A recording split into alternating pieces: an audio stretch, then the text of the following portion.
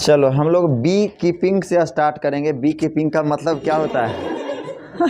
हंसता है। सही बात है। अरे बड़ा दिक्कत होता था यार, डस्ट वस्ट बड़ी उड़ता था और हंसता है कुल, बड़ा समझ में नहीं आता है। नेचुरली तो यही ना है जी, है गजब आदमी है भाई।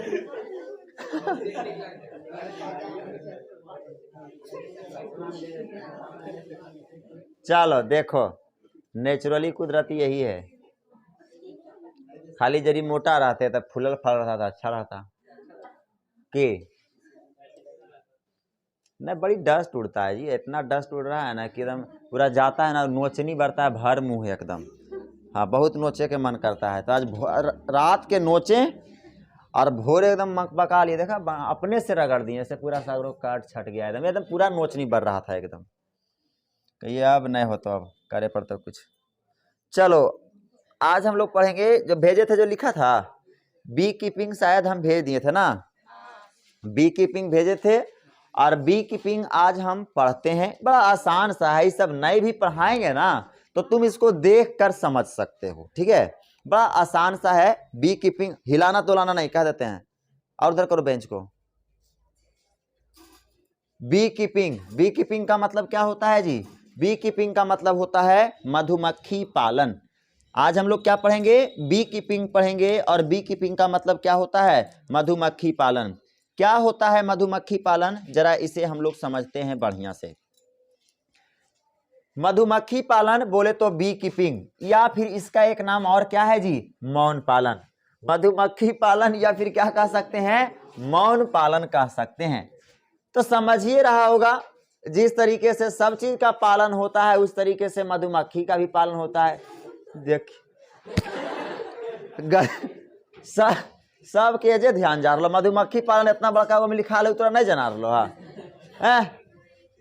लुंगी, चलो इधर देख, इधर देखो। तो सब चीज का जिस प्रकार से पालन होता है उस प्रकार से हमारा मधुमक्खी पालन भी होता है। अब क्या है मधुमक्खी पालन, समझिएगा। क्या होता है मधुमक्खी पालन? शहद उत्पादन के लिए, हम लोग शहद उत्पादन करते हैं, तो शहद उत्पादन के लिए मधुमक्खी के छत्ते, मधुमक्खी के छत्ते को हम कहते हैं हनी बॉम्ब कहते हैं। क्या कहते हैं जी? हनी बॉम्ब। मधुमक्खी के छत्ता को क्या कहेंगे? हनी बॉम्ब। तो शहद उत्पादन के लिए मधुमक्खी के छत्तों का क्या रख रखाव मधुमक्खी का पालन कहलाता है, या फिर क्या कहलाएगा? मौन पालन कहलाएगा। मध के लिए बोले तो शहद के लिए छत्ता के रख रखाव क्या कहलाता है? मधुमक्खी पालन कहलाता है। अरे हमको मधुमक्खी का पालन तुम मधुमक्खी के ना पाल के करोगे जी, तो मधुमक्खी का पालन हम शहद उत्पादन के लिए करते हैं। तो शहद उत्पादन के लिए मधुमक्खी के छत्ता को रख रखाव बढ़िया से करना पड़ेगा। तो छत्ते के रख रखाव ही क्या कहलाता है? मधुमक्खी पालन, या क्या कहलाता है? मौन पालन कहलाता है। क्लियर? अब इसका अध्ययन करना क्या कहलाता है? एपीकल्चर कहलाता है। इसका अध्ययन करना क्या कहलाता है? एपीकल्चर कहलाता है। देखो नाम ध्यान में रखना, इस सब पूछता है कि बताइए मधुमक्खियों का अध्ययन क्या कहलाता है, तो एपीकल्चर कहलाता है। हमरा ना शनिचर के बनावे के चाहिए था, शनिचर के पढ़ा के जाते बनाते ना तो संडे में फुजा जाता है तो पता नहीं चलता है। अभी कस के सिरोर दिए ना से उज्जर हो गया होगा पूरा एकदम। और अब ये खनी सब हंस रहा है, ऐसा ऐसा हमारा आज 5-6 बैच है, 6 बैच में सब ऐसी करते रहेगा कुल है। अरे क्या है वो? वेस्टिजियल ऑर्गन ना है जी, आवे वाला समय में वो ऐसा नहीं दिखेगा। क्या वेस्टिजियल ऑर्गन ना है? वेस्टिजियल ऑर्गन है, अवशेषी अंग होता है बाल। तो हम जानते हैं, साइंस कहता है कि वेस्टिजियल ऑर्गन जो भी है आने वाले समय में सब क्या होते जाएंगे? समाप्त होते जाएंगे, विलुप्त होते जाएंगे। चाहे तुम्हारा कान हो, चाहे तुम्हारा बाल हो, चाहे तुम्हारा अपेंडिक्स हो, चाहे तुम्हारा और भी कुछ हो, यह सब धीरे धीरे क्या होते जाएंगे? गायब होते जाएंगे। यह सब वेस्टिजियल ऑर्गन है।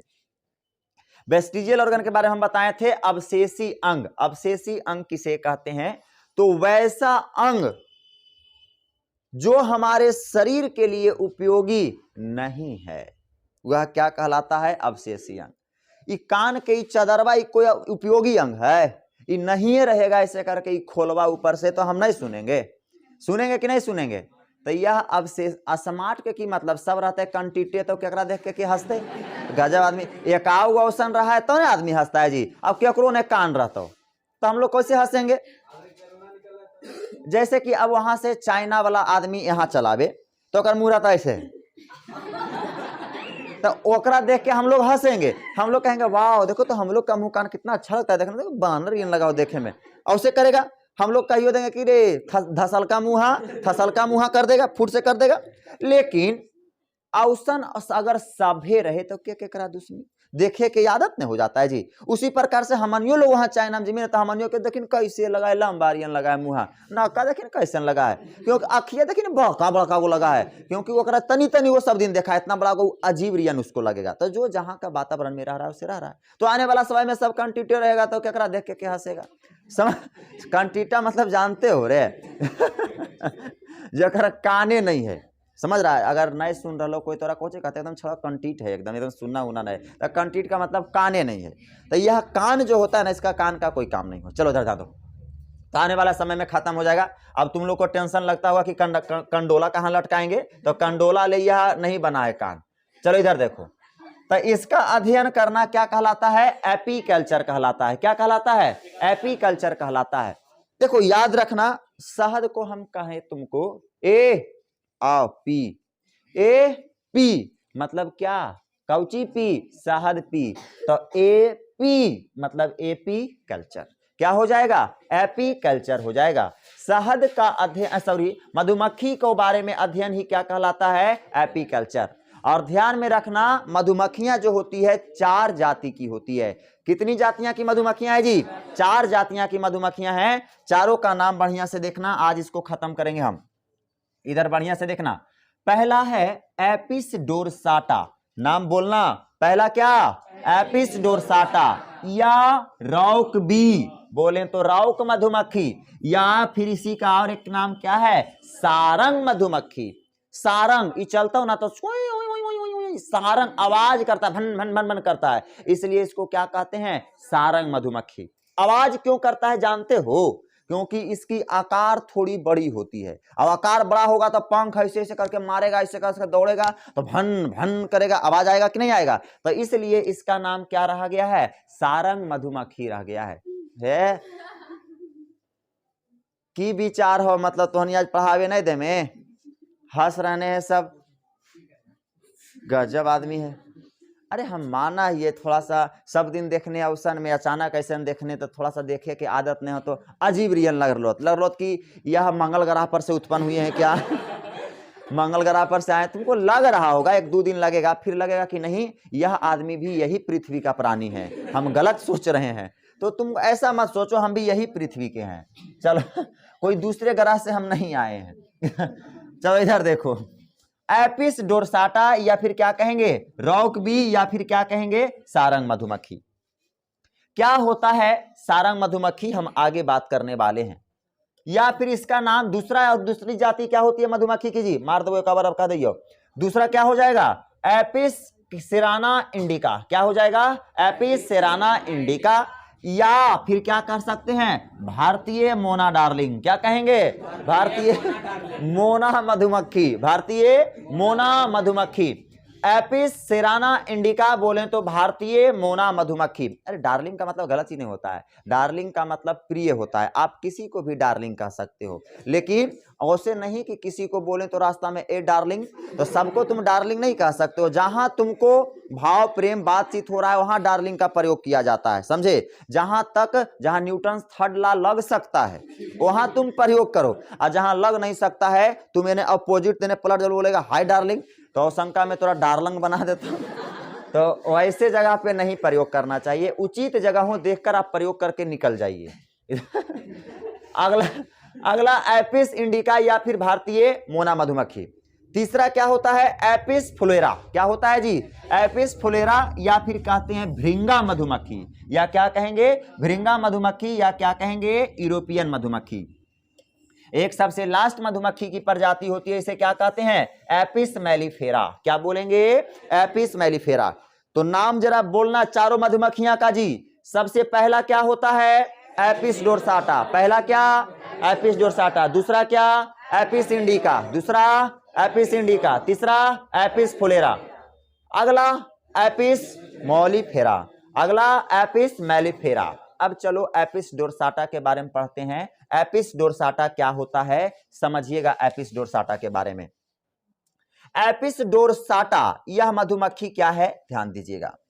एपिस डोरसाटा की बात किया जाए तो इस मधुमक्खी का साइज जो होता है, आकार जो होता है, लार्जर होता है। लार्जर का मतलब बड़ा होता है, और आकार जब बड़ा होगा तो यह शहद भी क्या होगा? ज्यादा देगा, अधिक उत्पादन करेगा। देखो आकार बड़ा, शहद भी ज्यादा दे रहा है, तो इसको पालना चाहिए, लेकिन इसे पाला नहीं जाता है। लेकिन इसे हम लोग पालते नहीं है। अब क्या रीजन है भाई? आकार बड़ा है, मध ज्यादा दे रहा है, तो पालना तो अच्छी बातें हैं इसको, लेकिन क्यों नहीं पालते हैं? क्या रीजन है? क्योंकि यह गुसैल प्रवृत्ति का होता है। क्योंकि यह गुसैल प्रवृत्ति का होता है, बोले तो इसका बैड कैरेक्टर होता है, या बैड टेम्पर का मतलब होता है आपका गुसैल प्रवृत्ति। ले लियो, पता चल लो कि ढेर सारा मधुमक्खी ले लियो, पाले ले, हमरे थोथुन उथुन में काट लो, मुंह के सूजा के कर दल को तुम्हारा भोरे, तो उस परिस्थिति में दिक्कत है। तो आप गुसैल प्रवृत्ति के रहने की वजह से इसे हम क्या करते हैं? नहीं पालते हैं। इसके बाद भी यह इसके अंदर एक बेकामियां और क्या है, यह प्रवासी प्रवृत्ति के होते हैं। प्रवासी प्रवृत्ति का मतलब समझते हो? यह माइग्रेटरी ट्रेंड होता है। माइग्रेटरी ट्रेंड्स का मतलब होता है प्रवासी प्रवृत्ति का होता है। प्रवासी नहीं कहते हैं, प्रवासी मजदूर है। प्रवासी का मतलब होता है एक स्थान पे काम करने वाला, एक स्थान पे रहने वाला जो नहीं होता है, उसे क्या कहते हैं? प्रवासी। अरे हम लोग तो प्रवासी हैं यार, झोला उठाएंगे चल देंगे। यह हुआ प्रवासी। एक होता है आवासी, तो आवासी का मतलब वहां का आवास लिए हुए है, वहां रह रहा है, वो आवासी। लेकिन परवासी मतलब पराये जगह, कभी पराये जगह, पराये पराये पराये प्रवासी, समझे? तो यह मधुमक्खी प्रवासी होता है। ले एकर मार उड़ भी खेलियो, एकर चोट भी खेलियो, और मधुमक्खी देवे के बारे लियो तो पता चलो कि उड़ के कहीं जाके और दूसरा जगह मधुमक्खी दे दिल को मध दे दिया, तो कोई फायदा है पाले से? क्योंकि प्रवासी है। अगर हम मानते हैं गुसैल प्रवृत्ति का है, अब मध के लोभ में हमने इसको पाला, अब पता चला कि हाय महीना में मध तैयार होतो, एकदम टनाटन, एकदम मध पीबो, रहबो, खेबो, निकालबो, बेचबो, ऐसे करके तुमने एम बनाया, उद्देश्य बनाया। ले जब जवान जैसी खोलो तो उड़ के छत्ता से दूसरी जगह भाग गलो, तो कोई फायदा हो? अवसन को हम रख के क्या करें? समझ रहा है बात को? तो इसलिए हम इसे पालते नहीं हैं, क्योंकि यह एक स्थान पे उच्च रहता नहीं है, अर्थात प्रवासी होता है। क्लियर? दूसरा मधुमक्खी क्या है? एपिस क्रेना बोलें तो भारतीय मोना, या फिर क्या कह सकते हैं? Apis indica. अब एपिस इंडिका क्या होता है? एपिस इंडिका के बारे में समझिए। एपिस इंडिका यह मधुमक्खी संपूर्ण भारत में पाई जाती है। यह पूरी भारत में पाई जाने वाली मधुमक्खी, नाम ही है मोना। भारतीय या संपूर्ण भारत में पाई जाने वाली मधुमक्खी है, जिसका आकार एपिस डोरसाटा से, एपिस डोरसाटा जो तुमने भी पढ़ा ना, एपिस डोरसाटा से अर्थात सारंग मधुमक्खी से हल्का क्या होता है? छोटा होता है। और करीब इसके एक हाइव्स में, एक हाइव्स को क्या कहते हैं जी? छत्ता। छत्ता मतलब जानते हो ना? एक हाइव्स, देखो एक होता है छत्ता, एक क्या होता है? छत्ता। मीनिंग इस सब का ध्यान में रखना। तो छत्ता का मतलब क्या होता है? हाइव्स। छत्ता का मतलब क्या होता है? हाइव्स। और एक होता है मधुमक्खी का छत्ता, तो वो होता है हनी कॉम्ब। छत्ता मधुमक्खी का सिर्फ नहीं होता है, बिरनी के भी छत्ता होता है, खोथा जरा बोलते हैं, बिरनी के भी छत्ता होता है, कीट का भी छत्ता होता है, तो वो हो गया, उसको सिर्फ बोलेंगे हाइव्स। लेकिन अगर मधुमक्खी के छत्ता तुम कहते हो तो हनी कॉम्ब। क्या कहेंगे? हनी कॉम्ब। हनी कॉम्ब का मतलब क्या होता है? मधुमक्खी का छत्ता। क्लियर? अगली बातें ध्यान दीजिएगा। इसके एक हाइव्स में, एक छत्ते में 3 से 4 केजी शहद होता है। 3 से 4 केजी क्या होते हैं? शहद होते हैं। और इसे आसानी से क्या किया जा सकता है? पाला जा सकता है। बताओ भाई साहब, एक छत्ता में 3 से 4 केजी शहद होता है। और इसे हम क्या कर सकते हैं, 3 से 4 के लिए हल्का छोटा होता है, इसलिए हम इसे क्या कर सकते हैं, थोड़ा सा आसानी तरीके से इसको पाल सकते हैं। चलो क्लियर। अगली बातें देखिएगा।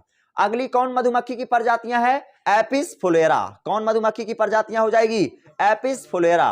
और एपिस फुलेरा क्या है, यह मधुमक्खी शांति स्वभाव की होती है। शांति स्वभाव को हम क्या कहते हैं, शांति स्वभाव का मतलब एकदम बदमाश उदमाश नहीं है, जहां पड़ल रहता है चुपचाप शांति अच्छे तरीके से रहता है, मतलब शांति स्वभाव की होती है, जिसके एक छत्ते में, एक हाइव्स में मात्र, एक हाइव्स में मात्र कितना ग्राम जी, 250 ग्राम शहद ही निकलता है, इसलिए इसे व्यापारिक दृष्टि से पालना उचित नहीं है। बताओ भाई साहब, इसको हम एपिस फुलेरा को पालेंगे, 3 महीना इसको रखेंगे, इन्होंने झेलेंगे, 4 महीना 5 महीना जैसा इसका रहेगा जीवन काल, उस अनुसार यह प्रकार का मध देगा।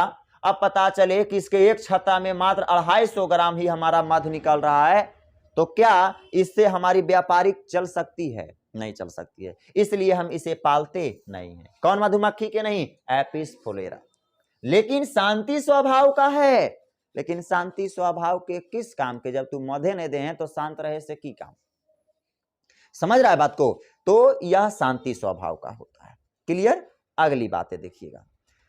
अगला है एपिस मेलिफेरा। एपिस मेलिफेरा क्या होता है, एपिस मेलिफेरा के बारे में समझिएगा।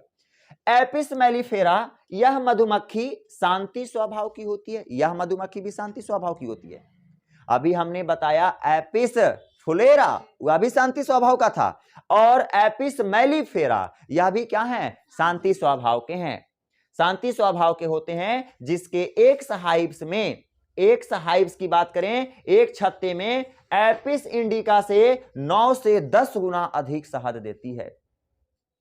एपिस इंडिका जान रहा है, जो सबसे पहले बताएं, एपिस इंडिका हमने क्या कहा, आकार में बड़ा होता है, और क्या होता है, आकार में बड़ा, और शहद भी क्या होता है, ज्यादा देता है, लेकिन बदमाश प्रवृत्ति का होता है। अब देखो एपिस मेलिफेरा, एपिस मेलिफेरा देखना, यह मधुमक्खी शांति स्वभाव का होता है, कितना अच्छा नेचर है।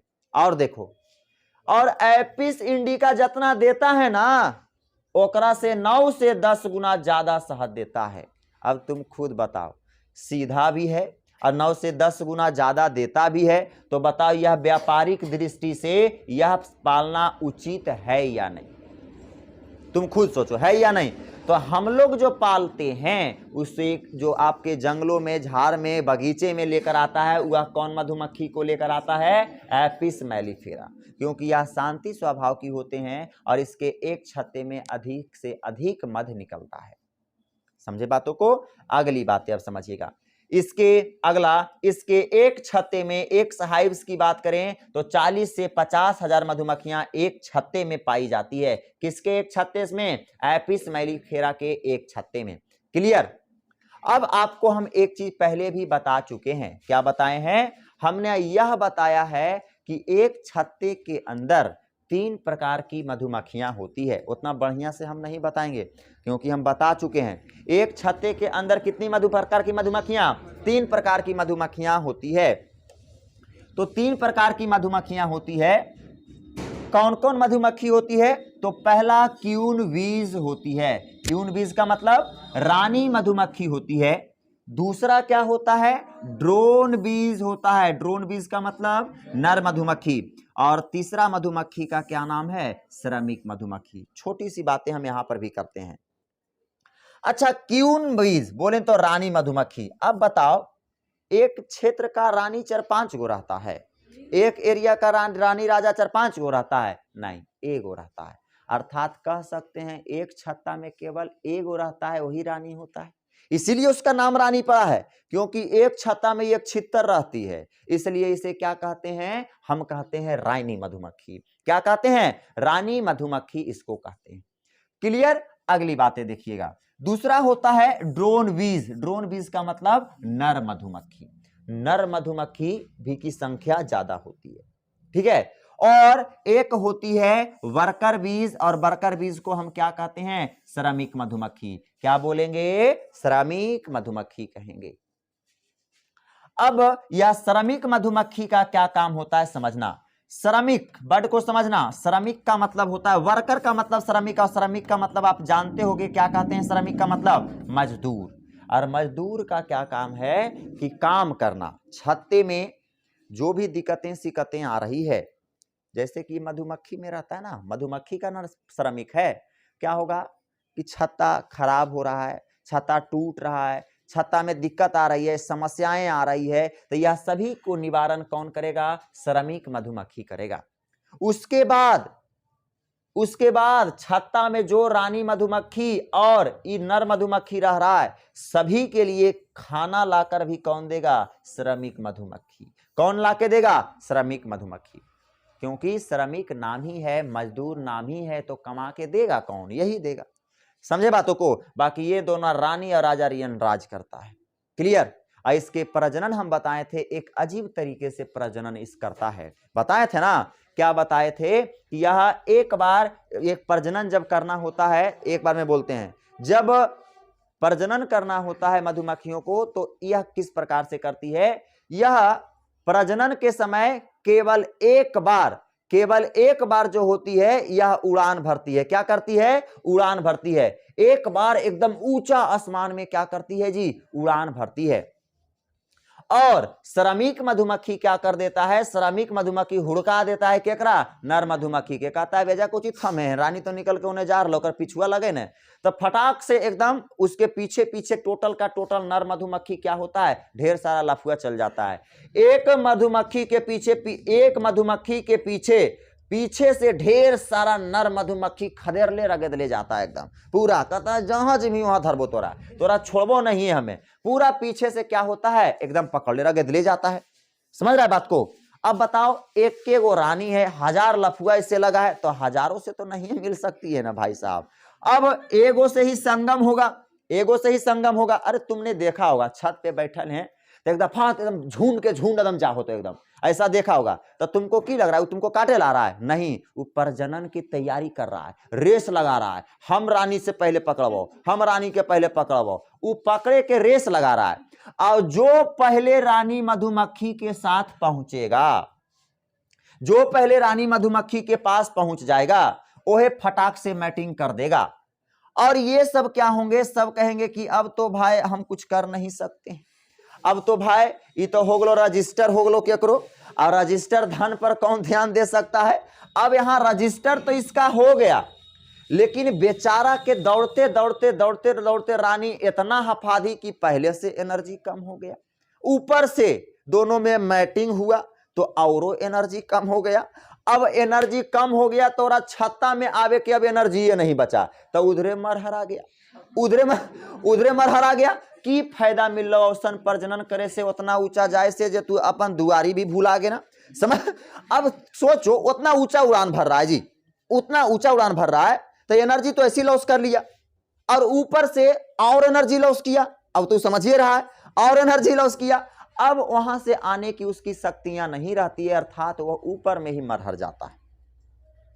और ये मधुमक्खियां में भी कोई कमजोर रहा, केरो पोलियो मार ले हो, केरो बहुत प्रकार के बीमारी हो, तो उड़ते उड़ते कोई थक हाप किया कि भैया हमारा पार नहीं लगता बापा, लगाओ हमारे हाथ में रनिया नहीं, तो मतलब कतना तो इधरो मर गलो, कतना इधरो मर गलो। अब कोई एक आगो बच्चा जो पहुंचा वहां, समझा बात को? कोई एक आगो बच्चा जो वहां पहुंचा, जो मीटिंग किया, समझ रहा है? अब मीटिंग कर लिया, तो अभी एनर्जी में आई, तो अब एनर्जी में आके छत्ता के अंदर, जैसे कि छत्ता हो, अब यहां पर मधुमक्खी अलो, अब बैठ लो, यहां पर आके क्या की? बैठी। अब देखो यह प्रेग्नेंट आई है ना? अभी आके ढेर सारा क्या हो गया? यहां पर आके करीब 51,000 अंडा देगी, 51,000 प्लस अंडा देगी। समझे बातों को? 51,000 अंडा देगी। और जब अंडा दे देती है ना, तो यह श्रमिक मधुमक्खी अभी चोटा क्या करता है? कहता है अब तू अंडा दे देना, तब तोर की काम के। अब यह श्रमिक मधुमक्खी इसको हुर के डेली तंग करके तोरा जाना ही नहीं तू कैसन है, इलाठी बिलाठी कर करके इसको क्या कर देता है? छत्ता से बाहर कर देता है। बेचारी अबला, जिसको तुम्हारे लिए तुम्हारे छत्ता में पूरी जनसंख्या को वृद्धि करवा दी और ओकरे तू छत्ता से निकाल दिया। उसके बाद बेचारी अबला क्या करेगी, बाहर में इसको छत्ता उता बनावे तो कुछ आता नहीं है, क्योंकि छत्ता उता कौन बनाता था, श्रमिक बनाता था। आई बेचारी के छत्ता उता बनावे तो आता नहीं है, तो ये बेचारी जहां तहां जैसे तैसे एन्ने ओन्ने करते करते चाटते उठते क्या हो जाती है, मर जाती है। समझे बातों को? ले, नर भी गेलो मर और मादा भी गेलो मर, और जे उड़ैल का व हुड़कैल का वो अभियो तो क्या हो, जीवित। तो हुड़कावे वाला आदमी ऐसू जानता है जीवित रहता है। जैसे कि तोरा कहो कि तोरा बारे में ऐसे बोल रहा, तोरा हुड़का दल कौन नहीं रे, हुड़केल कौन ने, एरा हुड़का दल के ने, जानती है की कह दिया था ई, अरे ओकरा मार के एकदम गर्दा छुड़ा देना है, तोरा ऐसे बोलते रे। आई एकरा ऐसा से हुड़का दिया कि एगो बड़के गो एने से कने से रड निकाल दिया और रड निकाल के हमर दुआरिया पर रख दिया। ई कि तोरा कुछ कर दल ना बेटा तो खत्म कर देबे ओकरा, तू लड़े ने आगे, एकदम आगे लड़। आज जब एकरा लड़ाई हो गया, दोनों में मारा मारी हो गया, तो ये बेटा हुड़का के भाग गया, ये हुड़का के भाग गया। यही है श्रमिक, यही है श्रमिक, यही है, समझ रहा है, हुड़का के भाग गया। अभी दोनों में मारा मारी, फैटा फैटी, माथा फोड़ा फोड़ी सब चीज हो गया, एकरा कुछ हुआ रे, कुछ हुआ। उसी प्रकार से यहाँ भी होता है, हुड़कावे वाला आदमी के कहियो कुछ नहीं होता है। दोनों को चोट और दिक्कत समस्याएं आई, हो सकता ज्यादा होता तो मौत भी हो सकता था, ये भी हो सकता था। तो हुड़कावे वाले से बच के रहें, श्रमिक मधुमक्खी नहीं बने।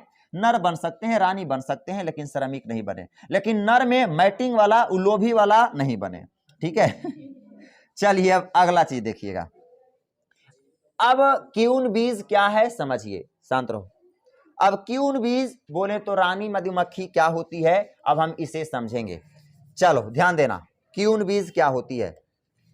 क्यून बीज रानी मधुमक्खी क्या होती है, इसकी लंबाई 15 से 20 मिलीमीटर की होती है, जो श्रमिक मधुमक्खी से कितना गुना बड़ा होता है जी, 3 गुना बड़ा होता है। श्रमिक मधुमक्खी से 3 गुना बड़ा कौन होती है, रानी मधुमक्खी होती है।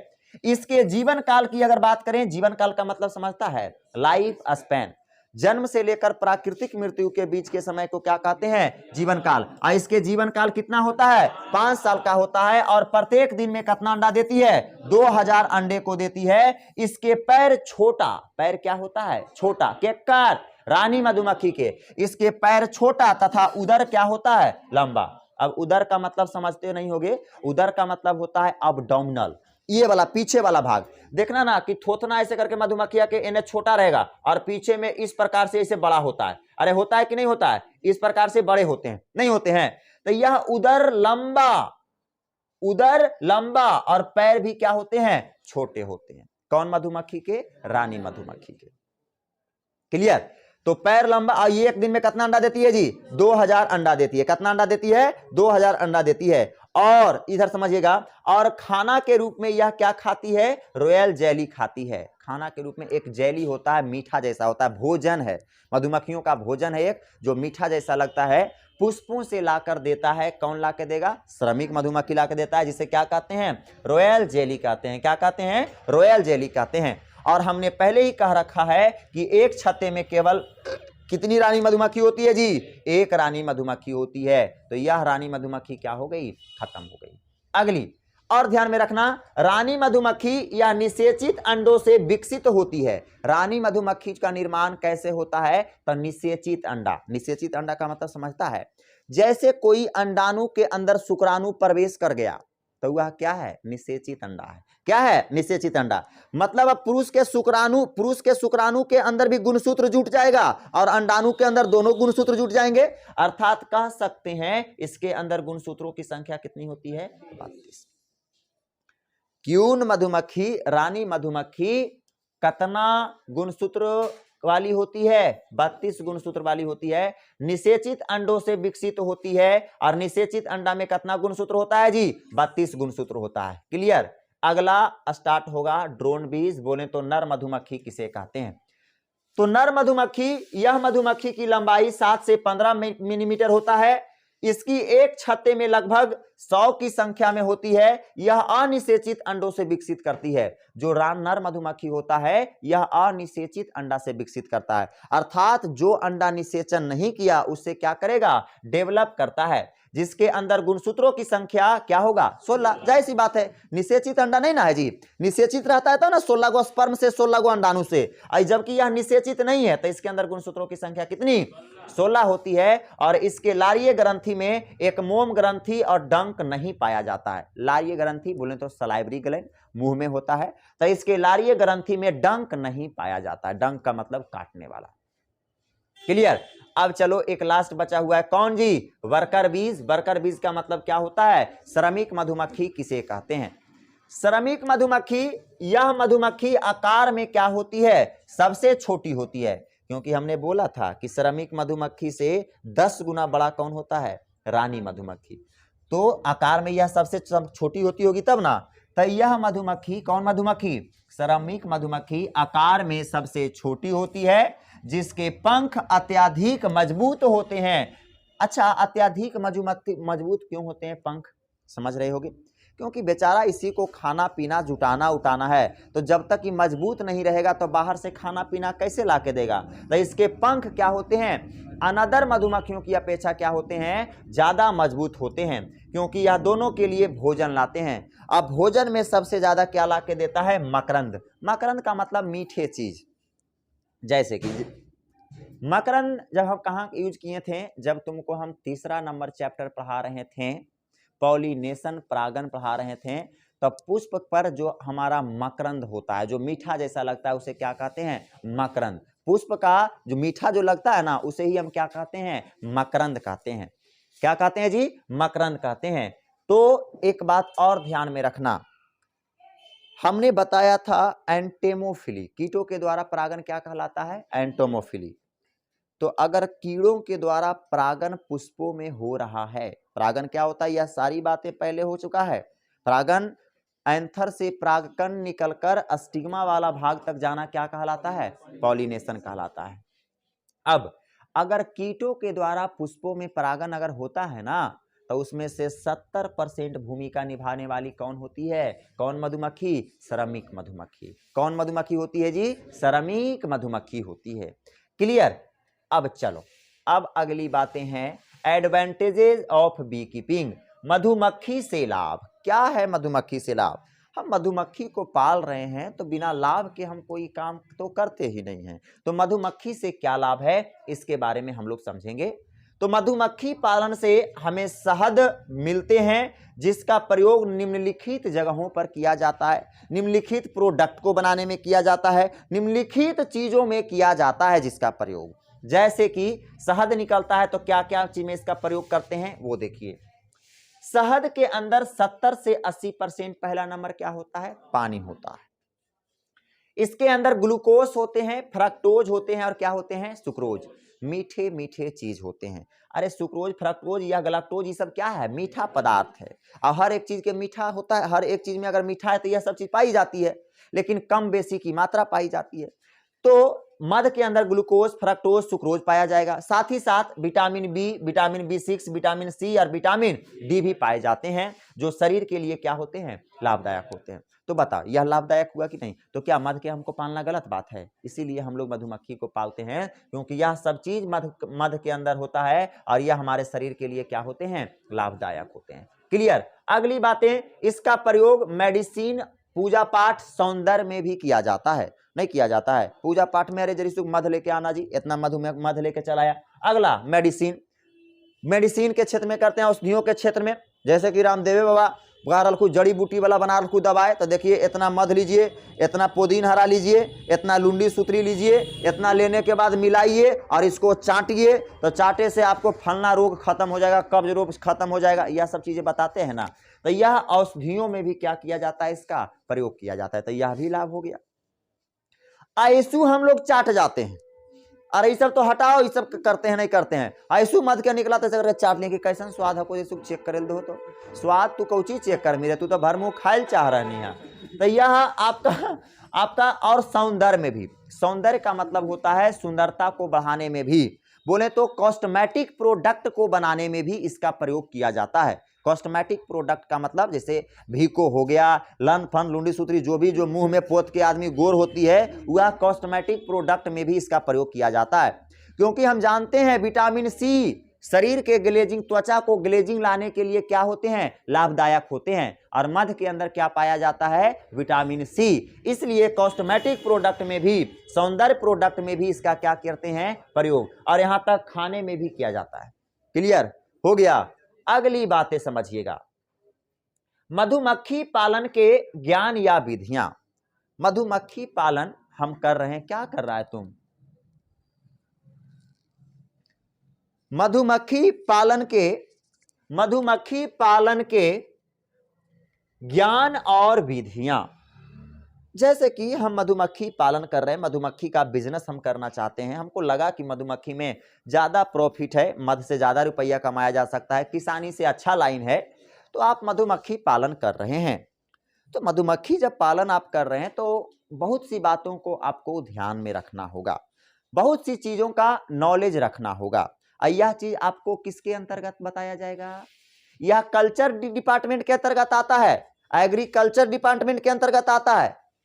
एग्रीकल्चर का मतलब होता है कृषि डिपार्टमेंट के अंतर्गत आता है।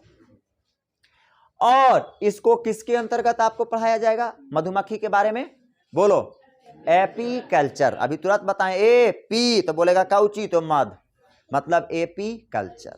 क्लियर? तो एपीकल्चर के अंतर्गत आपको निम्नलिखित बातों को बताया जाएगा। जैसे कि क्या क्या बातें बताई जाएगी, पालने और ज्ञान क्या दिया जाएगा आपको। चलो इसके ज्ञान की हम बात करते हैं। इधर देखिएगा, तो अगला है कि इधर देखो क्या कहा जाएगा।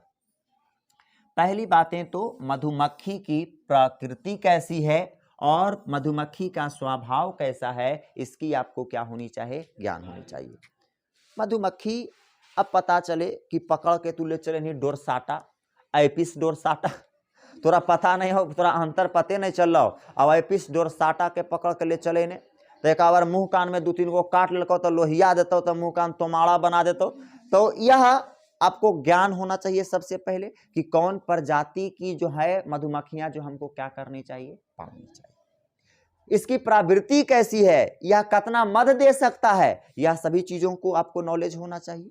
तो यह आपकी इसकी प्रकृति और इसके स्वभाव कैसे हैं, इसकी आपको क्या होनी चाहिए जी, नॉलेज होनी चाहिए। क्लियर? अगली बातें, अगली मधुमक्खी के हाइव्स में छत्ते को रखने के लिए जानकारी होनी चाहिए। अब मधुमक्खी को छत्ते को रखने के लिए उपरयुक्त स्थान का मतलब जहां पर इसको अच्छे से रखा जा सकता है उसे उपरयुक्त स्थान कहते हैं। विद्यार्थियों का उपरयुक्त स्थान विद्यालय है, उसी प्रकार से हम कह सकते हैं कि मधुमक्खी के सबसे पहले तो उपरयुक्त स्थान का क्या करना होगा, चयन, कि मधुमक्खी को कहां रखा जाए। समझे? आपको बताया जाएगा कि देखिए आप मधुमक्खी पालन कर रहे हैं तो आप मधुमक्खी को वैसे जगह रखें जहां पर इसको भोजन अच्छे तरीके से मिल सके और पानी भी अगल बगल एरिया में हो। ये दोनों चीज के बारे में ज्ञान दिया जाएगा। आपने अब मधुमक्खी पालन किया तो वैसे जगहों को ढूंढोगे जहां अगल बगल का इलाका पानी का हो और इसके भोजन भी मिल सके। तो दिखेगा क्या, बगीचा, बगीचा में फूल है, पुष्प है, तो वहां पर बैठ बैठ के मकरंद चूसेगा, खाएगा, पिएगा, भोजन करेगा, मस्त रहेगा। और अगल बगल में बगीचा के तालाबो उलाबो जरूरे रहता है, इहो रहता है, तो अगल बगल क्या रहेगी, पानी भी रहेगी। तो उस स्थान पर मधुमक्खी पालन करेंगे। नहीं तुम लोग ऐसा देखता है, अब पता चलेगा कि तू राजस्थान के थार रेगिस्तान में तू ले जाके धर दिया है, पेटी को 4-5 पेटी को लेकर धर दिया है, तो ले ओहजा पर न पानी मिलेगा न भोजन मिलेगा, तो मधुमक्खी टोटल क्या हो जाएगी, मर जाएगी। तो मधुमक्खी के लिए सबसे पहले उपरयुक्त क्या होनी चाहिए, स्थान होनी चाहिए। उपरयुक्त स्थान मतलब भोजन और पानी अच्छी जगह पर उसको क्या होनी चाहिए, मिलनी चाहिए। चलो अगली बातें देखिएगा। अलग अलग मौसम में छत्तों का प्रबंधन बोले तो मेंटेनेंस करने की जानकारी होनी चाहिए।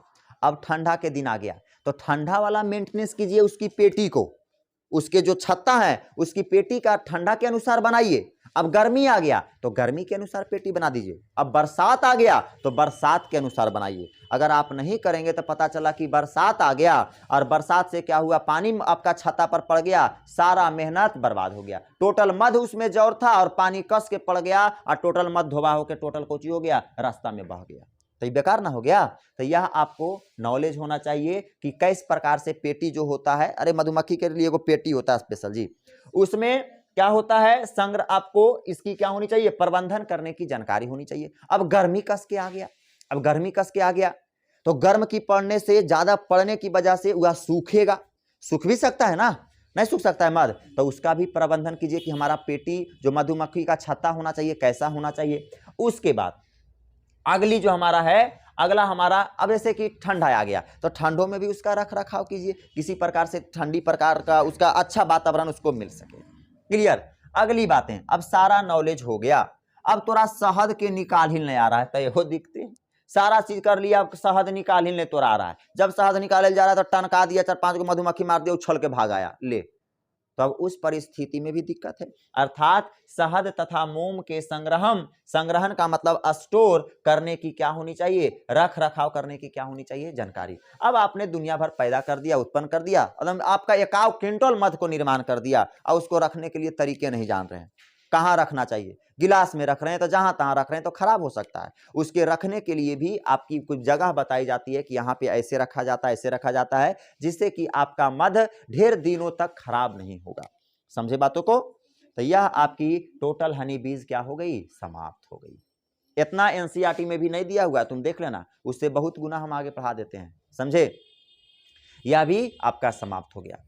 पीडीएफ से बताने का एक उद्देश्य है क्योंकि यह चैप्टर सबसे हलवा है, अगर नहीं भी पढ़ाएंगे, इतना आसान लैंग्वेज में हम लिख दिए हैं ना, ऐसा एक भी लैंग्वेज नहीं लिख दिए हैं कि तोरा समझ में नहीं आवे, एकदम आसान लैंग्वेज में हम लिख दिए हैं जिसको तुम घर में भी पढ़ सकते हो। क्लियर। तो इसलिए जल्दी जल्दी कर रहे हैं, यह शनिचर तक कदम पूरा बढ़िया से खत्म हो जाएगा। सोमवार के 10वां चैप्टर स्टार्ट होगा, 4-5 दिन में ओकरो भूसा उड़ा देंगे, पीडीएफ से रगड़ते रगड़ते चल जाएंगे, एक एक चीजवा खत्म कर देंगे तोरा। समझ रहा है बात को, विश्वास रखना। और एक एक चैप्टर का जो टेस्ट बोले हैं, एक एक चैप्टर का टेस्ट लगेगा। लेकिन देखो फीस तो हम आप लोग से बहुत कम लिए थे, इसमें तो कोई दो मत नहीं है। 1500 फीस में अगर एक बार भी फीसला जोड़ लेगा ना, तो नहीं सब जितना बच्चा है तो हमारा 2 महीना का रेंट नहीं होगा, नहीं तो जोड़ लेना, 2 महीना का एजापर का रेंट नहीं है, बिजली बिल नहीं है। फीस तो बहुत कम लिए थे, इसीलिए कहते हैं हमको ज्यादा कुछ नहीं, आप लोग सभी लोग 100 रुपया जमा कर दीजिएगा, समझे। अगर टेस्ट देना हो तो कोई जरूरी नहीं, आपको लगता है हम बहुत तेज हैं, हम होशियार हैं, हमको कोई दिक्कत नहीं टेस्ट वेस्ट का, हम ऐसा कर लेंगे तो कर सकते हैं घर में, कोई दिक्कत नहीं है। लेकिन अगर करना चाहते हैं तो, क्योंकि फोटो कॉपी भी महंगा हो गया है, आपको हम सेट मराएंगे उसका करेंगे, तो आप मात्र हमको 100 रुपया सभी लोग क्या कर दीजिएगा, दे दीजिएगा।